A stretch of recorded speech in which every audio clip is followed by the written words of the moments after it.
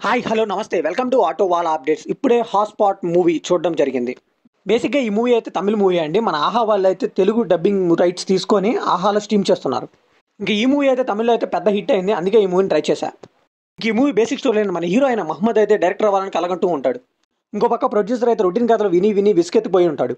So ఆ ప్రొడ్యూసర్‌ని కలవడానికి మన హీరో అయితే వెళ్తాడు. ఆ ప్రొడ్యూసర్ అయితే తనకు 10 మినిట్స్ టైం ఇస్తాడు. ఈ 10 మినిట్స్‌లో ఒక కథ చెప్పమంటాడు.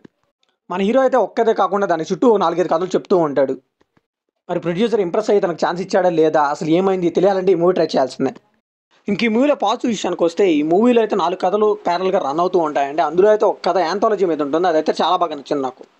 ఆ 4 స్టోరీలు కూడా వేటికి కూడా యూనిక్గా అంటే చాలా డీసెంట్గా కనిపిస్తాయి మనకి. ఒక్కొక్క పాయింట్ టైంలో అయితే మనం ఆలోచింపజేస్తాయి కూడా ఆ 4. ఇందులో కూడా ఫస్ట్ కథ అయిన హ్యాపీ మ్యారీడ్ లైఫ్ కానీ, ఫోర్త్ స్టోరీ అయిన ఫేస్ గేమ్ కానీ చాలా అంటే చాలా బాగున్నాయి. ఈ మూవీలో అవే హైలైట్ అని చెప్పాలి. అండ్ 2 స్టోరీల్లో కూడా ఎమోషన్ చాలా బలంగా వర్కౌట్ అయ్యాయి. అండ్ 2 స్టోరీల్లో కూడా సోషల్ మెసేజ్ అనేది ఎక్కడా తగ్గకుండా చాలా బాగా తీసుకెళ్లారు. ఇన్ఫాక్ట్ చాలా హార్డ్ హీటింగ్ ఒకనొక పాయింట్లో మనం చాలా ఆలోచిస్తాం ఆ పాయింట్స్ గురించి. ఇంక ఈ మూవీలో మేజర్ ప్లస్ పాయింట్ వచ్చేసి నటినటుల పర్ఫార్మెన్సెస్ అండి. ఇంకా 96 ఫేమ్ గౌరీజీ కిషన్ గారు కానీ, అమ్ము అభిరామి గారు కానీ వీళ్ళంతా అయితే ఈ యాంథాలజీలో ఇరిచి పడేశారని చెప్పాలి. వీళ్ళ యాక్టింగ్తో మూవీని నెక్స్ట్ లెవెల్కి తీసుకెళ్లారు. ఇంక ఈ యాంథాలజీ మూవీలో వాళ్ళు తీసుకున్న సినిమాటోగ్రఫీ కానీ, ప్రొడక్షన్ వాల్యూస్ కానీ ఇవన్నీ చాలా బాగున్నాయండి. అండ్ తెలుగు డబ్బింగ్ కదా మన వాళ్ళు సరిగ్గా తీసుకోరేమో అనుకున్నాను. తెలుగు డబ్బింగ్ కూడా చాలా అంటే చాలా బాగుంది. ఇంకా డైరెక్షన్ పరంగా ఎవరో డైరెక్టర్ ఏం చెప్పాలనుకున్నారో ఆ 2 స్టోరీలు మనకైతే చాలా బాగా అర్థమవుతుంది. ఇంక ఈ మూవీలో నెగిటివ్స్ విషయానికి వస్తే ఈ మూవీలో అయితే 4 స్టోరీలు చెప్పాలనుకున్నారు కానీ డైరెక్టర్ 2 మాత్రం ఎఫెక్టివ్గా వర్క్ అయ్యాయి.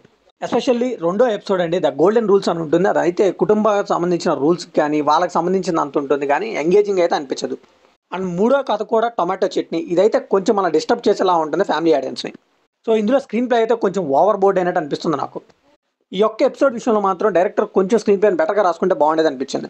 అండ్ సినిమాలో కనిపించే అడల్ట్ ఫ్యాక్టర్ కంటెంట్ కూడా కొంచెం లిమిటెడ్గా పెట్టుంటే బాగుండేది. And story wise each story కొంచెం రన్ టైం కూడా తగ్గించుంటే చాలా బాగుండేది క్రిస్ప్గా. అండ్ ఎడిటింగ్ కూడా సెకండ్ హాఫ్లో ఇంకొంచెం షార్ప్ ఉంటే చాలా బాగుండేది. దర్శకుడు ఆ 2 స్టోరీస్ని మాత్రం ఇంకొంచెం బెటర్గా హ్యాండిల్ చేస్తుంటే ఈ మూవీ ఇంకా బాగుండేది.